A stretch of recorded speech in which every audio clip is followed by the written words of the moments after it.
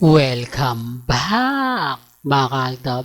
Ito na naman po ang inyong lingkod, si Mr. Destiny. At magbibigay na naman po tayo ng pinakamagandang update po ngayon sa Instagram. Well, pasensya na po kayo. Naglolo ko po yung audio natin. Pasensya na po sa mga nabitin, sa mga in-update natin. Di po ba na nawala ng sound? Pasensya na po kayo. Po ba? Kaya nga po sabi ko sa inyo, may mga point na talagang naglolo ko na nga po ang computer natin, mga kaltab. Pero sabi ko nga, relax lang, enjoy lang, di po ba? Well, ang topic po natin ngayon, itong mga post nila Alden Richards at ni Maine Mendoza. Ito po yung pinagkakaguluhan ng mga Armain at mga Maine fanatics. Sa tingin nyo po ba, mga kaltab, sino yung paniniwalaan nyo? Nasa Japan nga po ba? Nasa Bangkok nga po ba? O nasa Pilipinas? Marami kasing kwento ang lumalabas.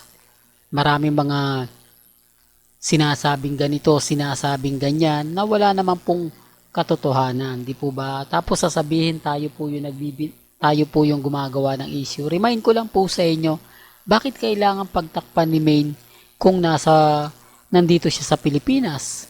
Bakit kailangan niyang gawin na sabihin na nasa Bangkok siya, gayong naandito naman po siya? Di po ba? Kaya nga sabi ko sa inyo, birthday po ni Nanay Dab.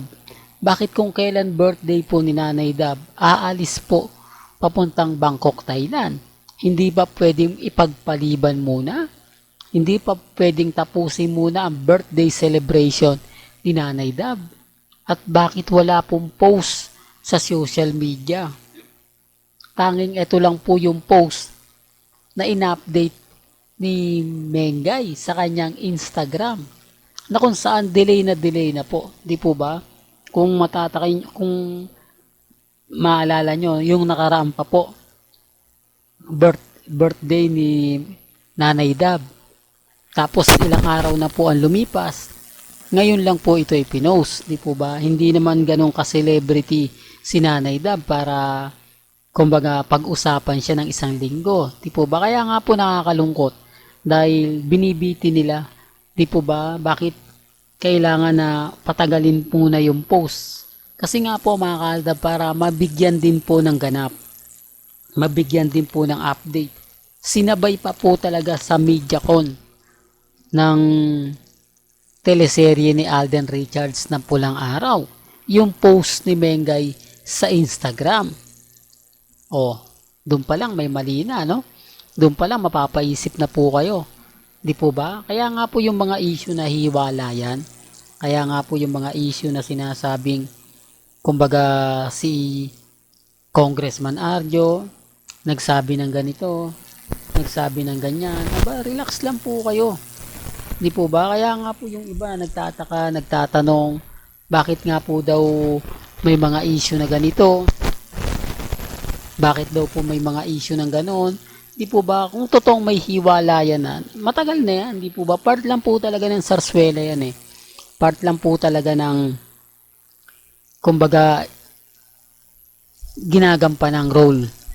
Di po ba ni Congressman Arjo at ni Mengay? Kaya nga po sabi ko sa inyo, kumbaga napilitan lang po talaga at hindi pa nga po talaga ready.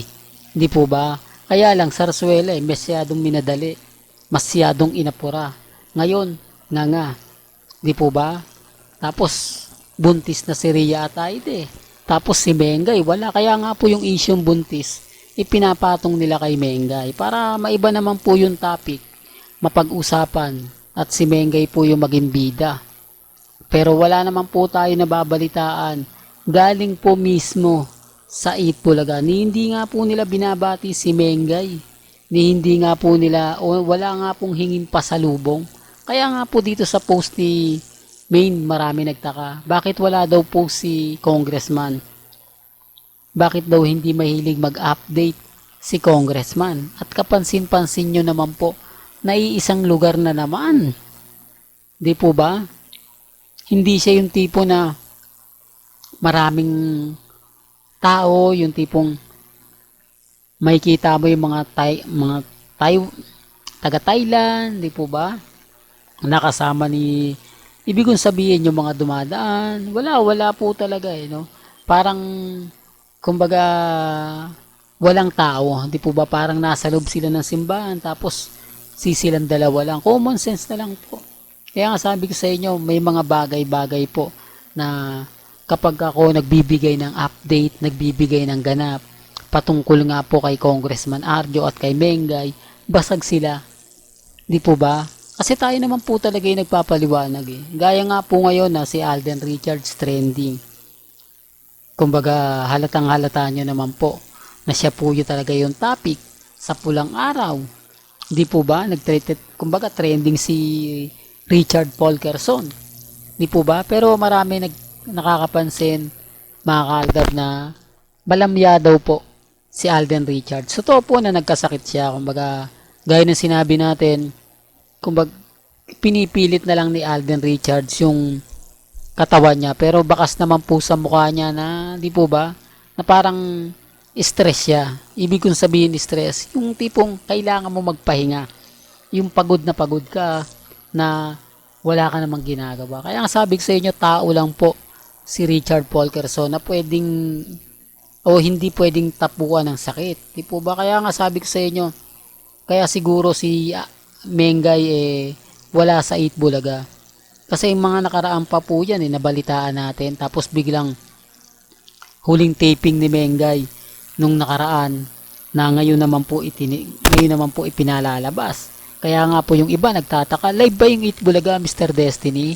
Hindi po, tape lang po ang 8 Bulaga. Kaya wag po kayong basta-basta maniniwala na live yan. Kahit sabihin na natin na may nakalagay ng live sa YouTube, sa Facebook, hindi po yan live.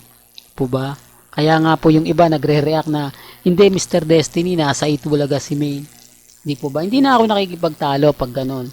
Hindi na po tayo kumbaga nakikipag-debate pa kasi alam mo na agad yung taong walang alam. Alam mo na agad yung tao na hindi siya updated. Di po ba?